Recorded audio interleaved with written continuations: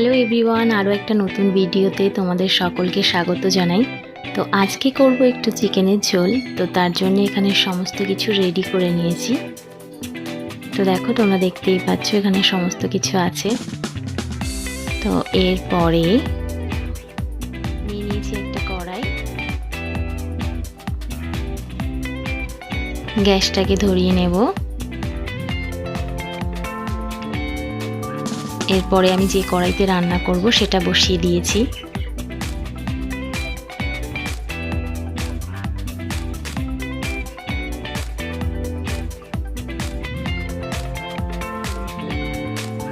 তো তারপর দেখো, এখানে দিয়ে দিয়েছি বেশ কিছুটা সর্ষের তেল। এরপরে ফোড়নের জন্য দেব শুকনো লঙ্কা আর জিরে। তো তেলটা একটু গরম করে নেব। এরপরে একে একে দিয়ে দেব কেটে রাখা আলুগুলো, যেগুলো একটু বড় করেই কেটে নিয়েছিলাম যেহেতু মাংসের জন্যে। তো তার জন্য একটু বড় করে আলুগুলোই বেশি ভালো লাগে। আর আমি যেহেতু একটু আলুটা বেশি পছন্দ করি, তো তার জন্য একটু বেশি করেই আলু নিয়েছি। তোমরা কে কে আছো যে আমার মতো আলু খেতে পছন্দ করো, কমেন্ট করতে ভুলো না।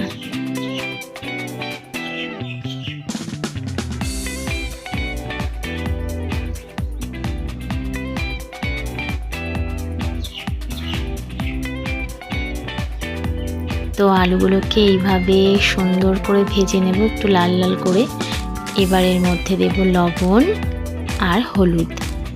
তো সেটা দিয়ে ধীরে ধীরে নাড়াচাড়া করে আস্তে আস্তে আলুগুলোকে সুন্দর করে ভেজে নেব।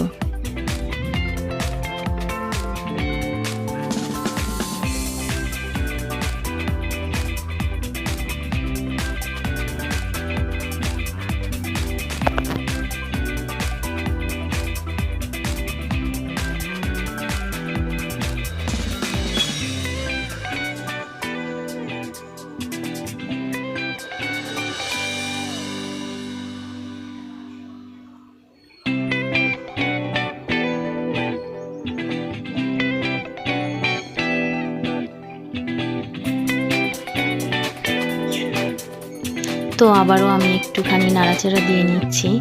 যতক্ষণ না লাল হয়ে আসছে, একটু ব্রাউন ব্রাউন কালার হয়ে আসছে, ততক্ষণ এভাবে উলট পালট করতেই হবে।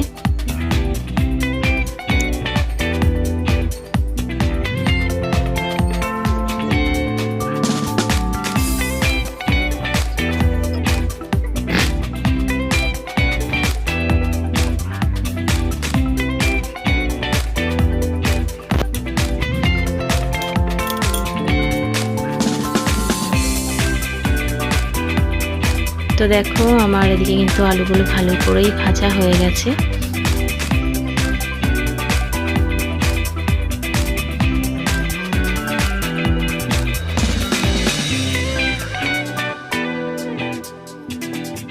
এবার আমি একটা অন্য পাত্রে আলুগুলোকে নামিয়ে নেব।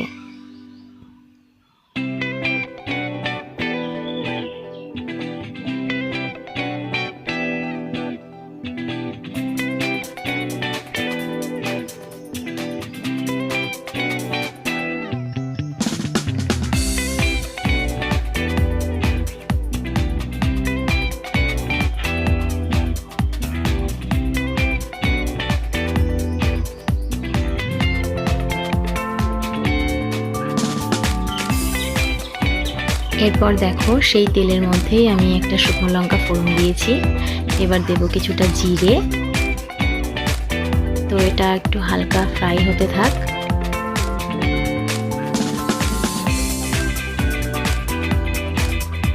এরপরে আমি এর মধ্যে দিয়ে দিচ্ছি কেটে রাখা পেঁয়াজ।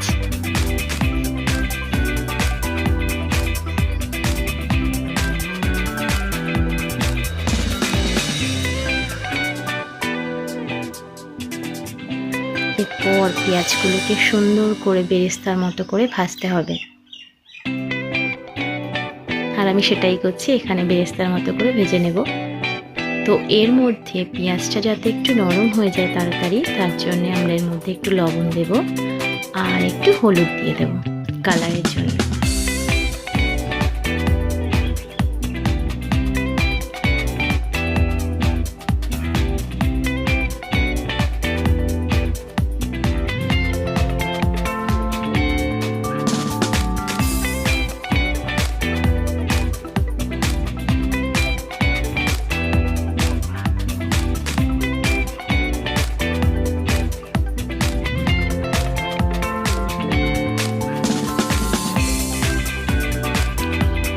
এরপর এর মধ্যে দিয়ে দেবো কেটে রাখা টমেটো।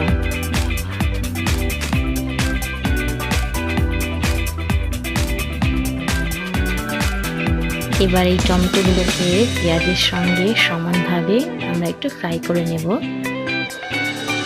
টমেটোটা যতক্ষণ মেল্ট না হচ্ছে ততক্ষণ এভাবেই ভাজতে হবে।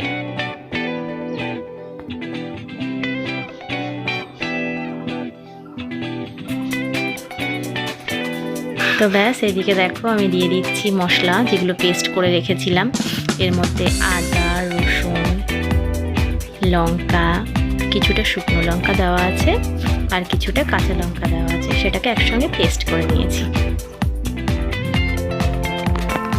এবার মশলাটাকে ভালো করে কিছুক্ষণ ধরে কষিয়ে নিতে হবে। তো এর মধ্যে আমি দিয়ে দিয়েছি হলুদ, লবণ আর একটু কাশ্মীরি লঙ্কার গুঁড়ো।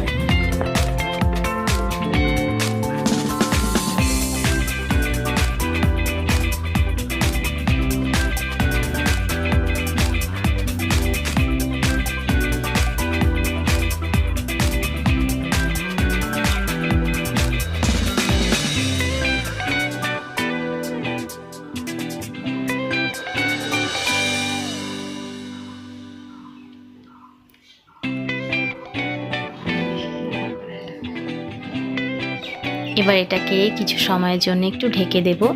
ঢেকে এটাকে কষালে সুন্দরভাবে কষে যায় এবং খুব সুন্দর একটা কালার আসে।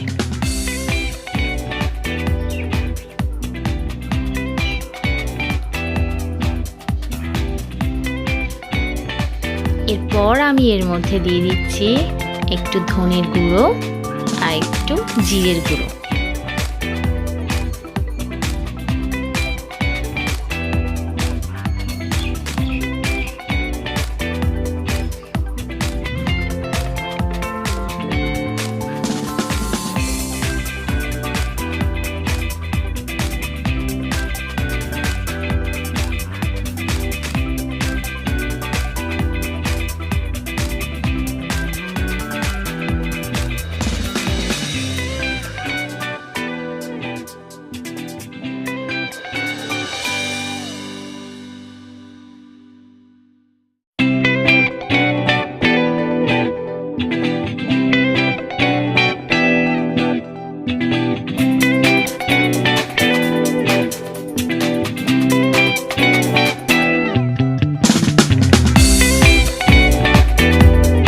তো দেখো এদিকে কিন্তু আমার ভালো করে কষানো হয়ে গেছে সমস্ত মশলাটা এবং তেল ছেড়ে দিয়েছে সাইড থেকে। তো তারপরে আমি ধীরে ধীরে মাংস টুকরোগুলো দিয়ে দিচ্ছি এবং এটা দেওয়ার পরে এটাকে আরও সুন্দর করে কিছু সময় ধরে ধিমি আঁচে এটাকে সুন্দরভাবে কষিয়ে নিতে হবে।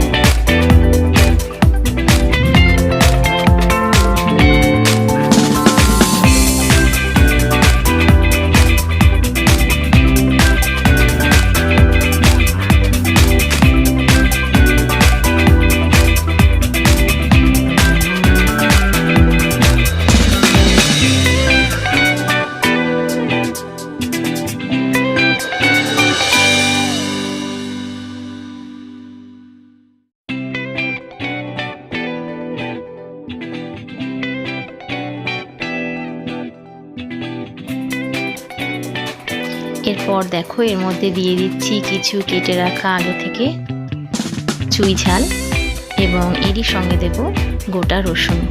তোমরা কে রসুন খেতে পছন্দ করো এভাবে আমার মতো করে মাংসের মধ্যে, আমাকে বলতে একদমই ভুলো না, কমেন্ট করে অবশ্যই জানিও।